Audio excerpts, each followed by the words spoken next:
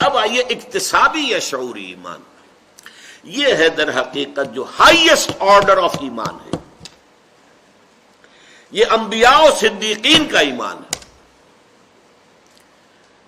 آپ کو معلوم ہے نبی بھی ایمان لاتا ہے، جیسے میں نے کہا المومن اللہ کا نام ہے تو نبی بھی تو مومن ہے نا۔ آمن الرسول بما انزل الیہ من ربہ والمومنون، ایمان لائے رسول صلی اللہ علیہ وسلم اس چیز پر جو ان کے رب کی طرف سے نازل کی گئی، تو مومن ہے۔ پھر مومن اول حضور پر ایمان لانے والے اول ابو بکر صدیق، کلیم اول سینائے ماں، کلیم اول ہے سینائے ماں، حضرت حضور کے لیے یہ لفظ استعمال کیا۔ حضرت ابو بکر کی شان میں اقبال نے کہا یہ جو ایمان ہے صدیقین کا، انبیاء کا، یہ اکتسابی اور شعوری ہے۔ اس کی بحث ہے جو ہم نے کی ہے ان 5 آیات کے ذیل میں، اس کی کیسے سنتھسس ہوتا ہے، کیسے یہ وجود میں آتا ہے، کیسے اس کی ترکیب ہوتی ہے، اس کا اب نیچے درج کیا گیا۔ سب سے پہلے ایمان باللہ، لیکن ایمان باللہ جو ہے خالصتاً بدیہیات فطرت کی اساس پر پیدا ہوتا ہے اور آیات آفاقیہ و انفسیہ کے ذریعے پیدا ہوتا ہے۔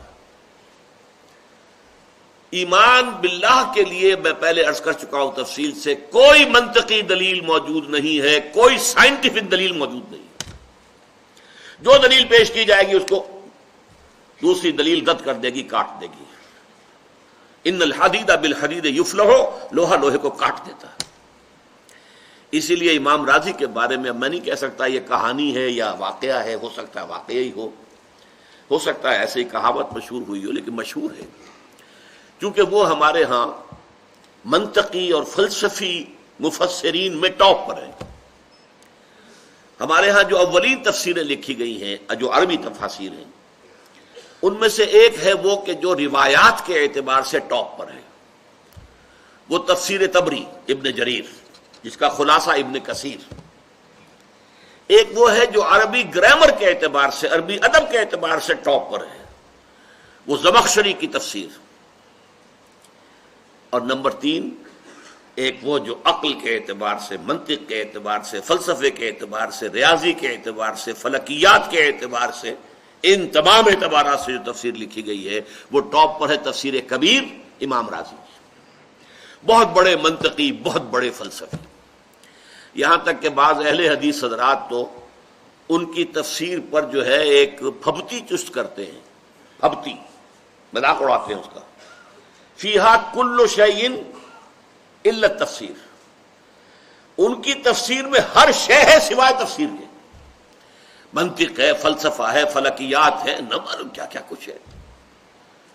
لیکن بات صحیح نہیں ہے، مجھے بہت پسند ہے وہ قرآن مجید کی جس عبارت پر گفتگو کرتے ہیں اس کا پہلے انالیسس کرتے ہیں، لاجیکل انالیسس، اس میں مسائل کون کون سے آئے ہیں، اس میں پرابلم کون کون سے پیدا ہوتے ہیں، اس میں سوال کون کون سے اٹھتے ہیں جنہیں حل کرنا ہے، فیہ مسائل، پہلے ان کو بہت مرتب کریں گے، پھر اس کے جواب دینے کی کوشش کریں گے۔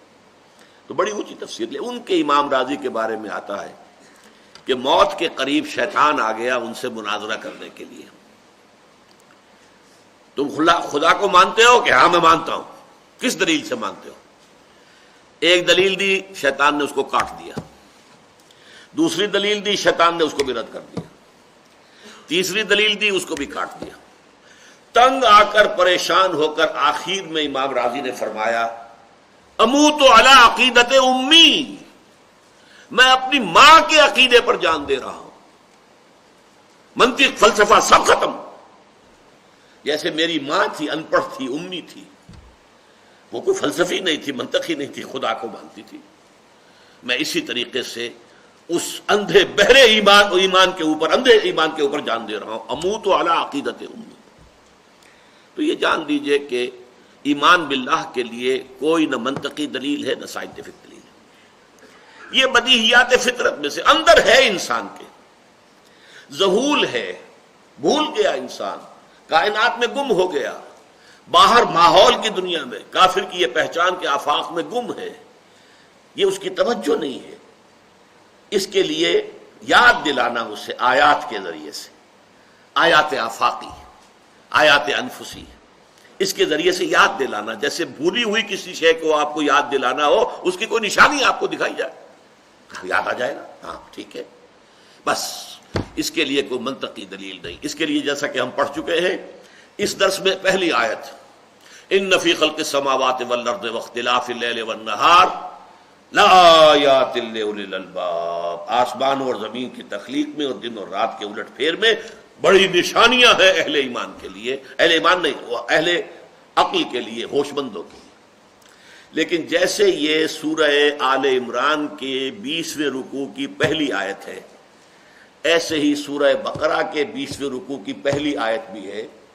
یہاں اللہ کی 4 آیات نشانیاں بیان کی گئی، آسمان، زمین، رات اور دن، اور وہاں اس آیت میں آیت الآیات جس کا میں نے عنوان رکھا ہے، 10 آیتیں ایک آیت میں ہیں۔ ان فی خلق السماوات والارض واختلاف اللیل والنہار والفلک التي تجری فی البحر بما ينفع الناس وما انزل اللہ من السماء من ماء فاحیا به الارض بعد موتها وبث فيها من كل دابة وتصريف الرياح والسحاب المسخر بين السماء والارض لآیات لقوم یعقلون۔ آیت ہے، نشانیاں ہیں، نشانیوں سے یاد آ جائے گا تو آ جائے گا، نہیں آئے گا تو دنیا کی کوئی دلیل نہیں منوا سکتی اس سے اللہ کے وجود کو۔ وہ اندر سے ابھرے گا، اس کا انر کانشسنس، ڈورمنٹ کانشسنس، اس کے اپنے اندر ہے وہ وجود، لیکن وہ سویا ہوا ہے، ڈورمنٹ ہے، انرٹ ہے، اس کو جگانا ہے۔ اس کو جگانے کے لیے آیات آفاقیہ، آیات انفسیہ تمہارے اندر، وفی انفسکم افلا تبصرون۔ ہاں، اس میں ایک تیسری چیز جو یہاں پر لکھی جانی چاہیے تھی، وہ یہ ہے کہ آیات قرآنیہ جو ہیں یہ کیٹلیٹک ایجنٹ کا کام کرتی ہیں، آیات آفاقیہ کی طرف متوجہ کرتی ہیں۔ دیکھو ذرا یہ پھل کو پکتے ہوئے دیکھو، اذا اثمرا، ذرا اس کے پھلوں کو دیکھو درختوں پر کیسے آتے ہیں۔ افلا ينظرون الى الابل كيف خلقت والى السماء كيف رفعت والى الجبال كيف نصبت والى الارض كيف سطحت فذكر انما انت مذکر۔ اے نبی، آپ یاد دہانی کرائیے، آپ کا کام سوائے یاد دہانی کے کچھ نہیں، آپ زبردستی نہیں منوا سکتے۔ نہیں مانے گا تو نہیں مانے گا۔ تو ایمان باللہ کے لیے جو الفاظ یہاں لکھے ہیں، خالصتاً بدیہیات، بدیہ کسے کہتے ہیں؟ بدیہ وہ شے جو از خود روشن ہو، واضح ہو، جس کے لیے کسی دلیل کی ضرورت نہیں، وہ ہمارے فطرت کے اندر، بدیہیات فطرت کے اساس پر، اور آیات آفاقیہ اور آیات انفسیہ کے ذریعے سے ایمان باللہ حاصل ہوتا ہے۔ البتہ اگلا ایمان، ایمان بالآخرت، اس میں بدیہیات فطرت اور عقل انسانی دونوں کا امتزاج آ جائے گا۔ فطرت کی بدیہیات میں سے کیا بات ہے؟ نیکی نیکی ہے، بدی بدی ہے۔ یہ ہماری نگاہ کا فطور نہیں ہے۔ Nothing is good or bad, only thinking makes it so، نہیں، نیکی نیکی ہے، بدی بدی ہے، ایول ایول ہے، گڈ گڈ ہے۔ یہ پرماننٹ مورل ویلیوز ہیں۔ فَأَلْهَمَهَا فُجُورَهَا وَتَقْوَاهَا، یہ تو انسان کے نفس کے اندر یہ چیزیں پیوست کر دی گئی ہیں الہامی طور پر۔ یہ تو بدیہیات فطرت میں سے ہو گیا۔ عقل کیا کہتی ہے کہ یہاں کوئی چیز بے نتیجہ نہیں ہے، ہر شے میں کوئی حکمت ہے، ہر شے میں کوئی مقصد ہے، گھاس کا تنکا بھی بغیر مقصد کے نہیں ہے، بغیر نتیجے کے نہیں ہے۔ یہ ہے عقل۔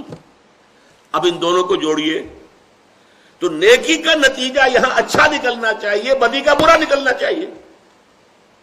گندم از گندم بے رویت، جو سے جو، جو کہ ہم دیکھتے کہ نہیں نکل رہا، بلکہ بسا اوقات الٹا نکلتا ہے۔ نیکوکاروں کے لیے فقر ہے، فاقہ ہے، مصائب ہیں، مشکلات ہیں۔ بدکاروں کے لیے، یا جن کے کوئی سکروپلز نہیں ہے زندگی میں، کوئی اصول ہے ہی نہیں،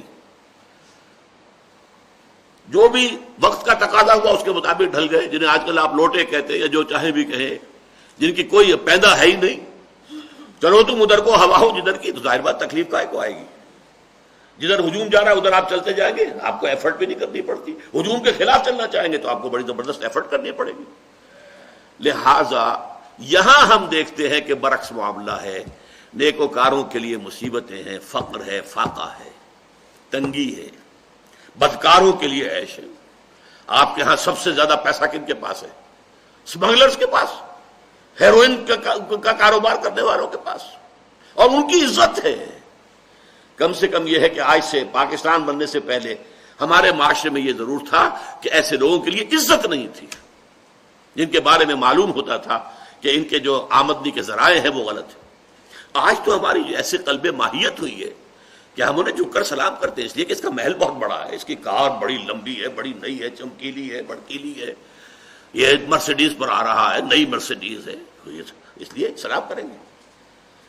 لہذا ایک اور زندگی ہونی چاہیے. ربنا ما خلقت هذا باطلا سبحانک فقنا عذاب النار. اس دوسری زندگی میں مورل لا کو پورے طور پر بروئے کار آنا چاہیے. نیکوکاروں کو ان کی نیکی کی بھرپور جزا ملے، اور بدکاروں کو اور مجرموں کو اور شریروں کو ان کی شرارتوں اور بدکاری کی بھرپور سزا ملے.